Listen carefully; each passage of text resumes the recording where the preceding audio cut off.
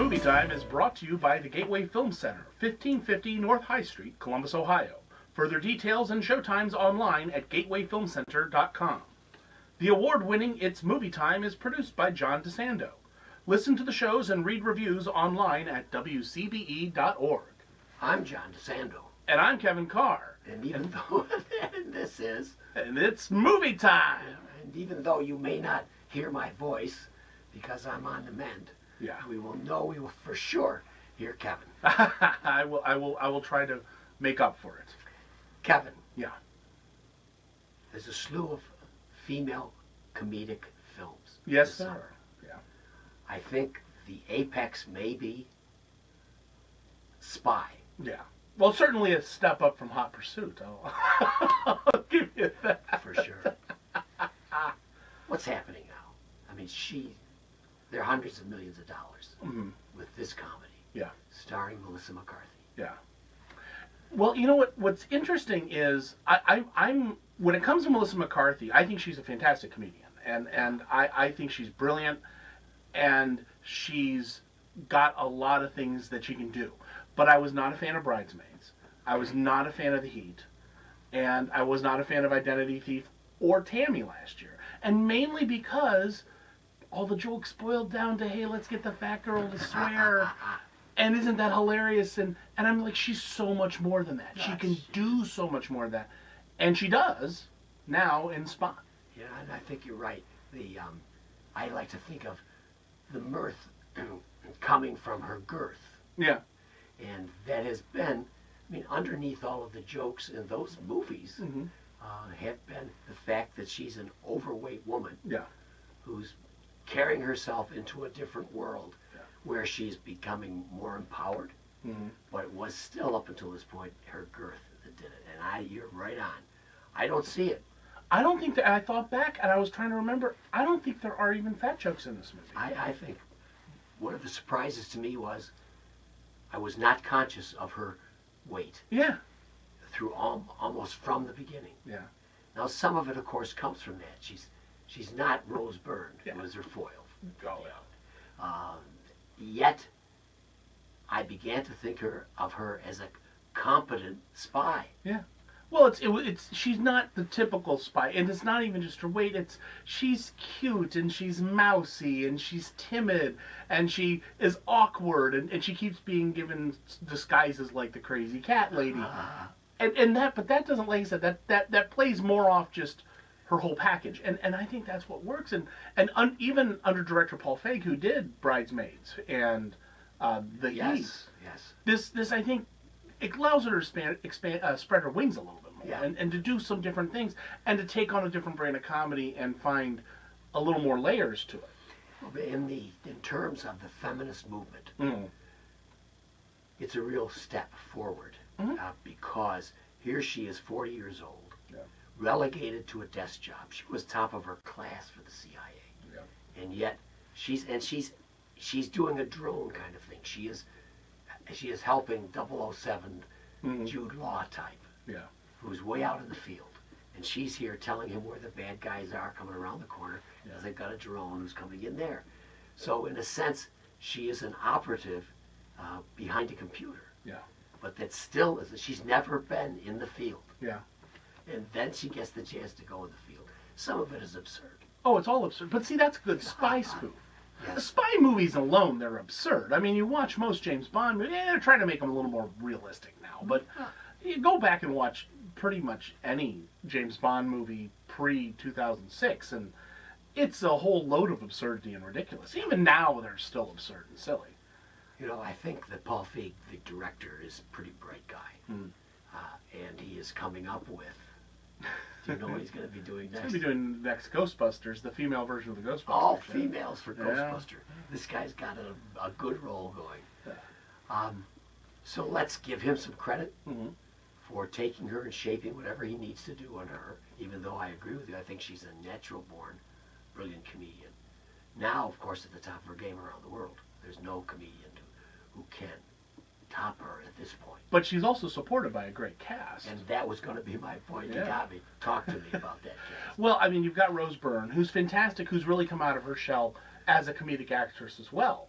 because she's not just the pretty girl. She's done it in Get It to the Greek and Get Him to the Greek, and she's been seen in like Neighbors, where she's not just another pretty face, Right. and she can really hold her own against some pretty powerful comedians. Yes. You've also got Miranda Hart, who Yes. not very many Americans know who that is. I know, Kevin.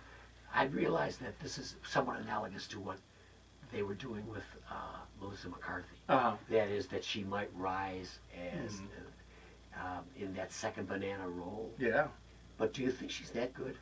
Oh, I thought she was very funny in this one. I thought she was a great supporting. She was that straight man. She was Yes. the Abbott to her Costello. You know, she Okay. was, even though she was absurd in her own way. And Miranda Hart is not typically attractive either, in the typical Oh, no, Hollywood right. Hollywood. She's tall and gangly, and Yeah, and she looks a little odd, but she's got a huge following in Britain, I guess. and she plays an even more awkward and mousier version of a CIA agent, but she's brilliant in her delivery, not just with Melissa McCarthy, but in the side scenes as well. So you got Allison Janney, but you also got as guys, you got Jason Statham. Wait a minute. Now talk, Steph, for 1 second. Jason Yes. Statham. What's Yeah. the deal with him here? Well, I think he's brilliant because they just make him play the straight, over-the-top version of himself in everything he's ever done. Right.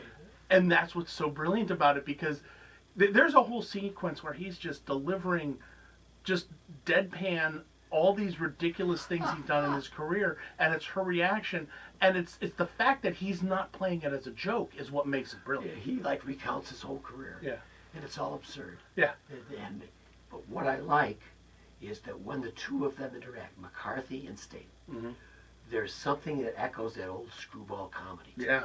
Oh yeah. I mean, they're spitting out these adjectives and these put downs, and they're going lickety split. They've got a banter that goes back and forth I with like the rhythm. it. Yeah. I like it. I think that some are saying that Statham steals the movie every time he's in it. I find it just a bit too much. I don't know if I'm stealing the movie. He certainly shines when he's there. Yeah. And Jude Law's in it as well, and Jude Law plays the 007 type, Right, like we right, said. right. Only he's American, Right. but with a British accent.